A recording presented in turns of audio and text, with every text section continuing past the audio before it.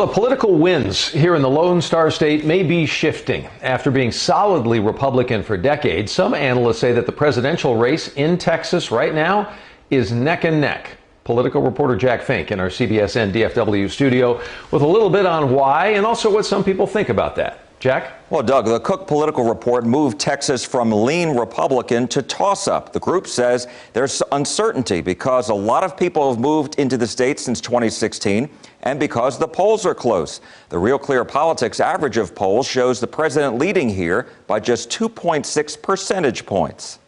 And I can tell you that Texas is not a toss-up. Texas GOP chair, retired Lieutenant Colonel Allen West, says he believes President Donald Trump will beat Democrat Joe Biden in Texas. When you think about what Vice President Joe Biden said last week, Thursday, at that debate, and when I was watching that debate in Odessa, that was like a lead balloon that hit here in Texas, talking about transitioning from our oil and gas industry. Former El Paso Congressman Beto O'Rourke, who nearly unseated Texas Senator Ted Cruz 2 years ago, welcomed the news. The fact that we have a real contest on our hands in Texas doesn't mean that Joe Biden is going to win. It means that it is possible.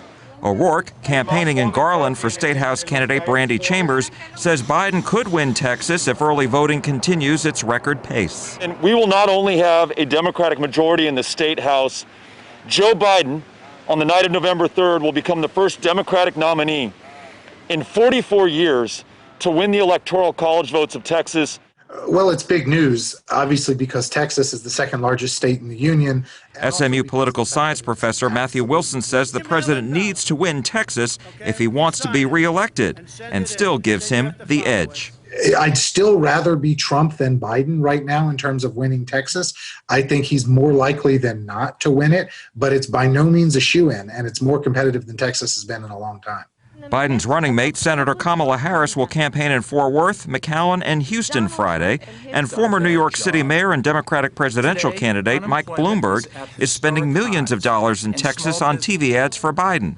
West says it will have a minimal impact, but would still like to see the president campaign in Texas before Tuesday. And I think that the president may just want to come by and just say howdy. On Sunday, former governor and U.S. Energy Secretary Rick Perry told reporters the president doesn't need to come to Texas and will carry the state. Doug?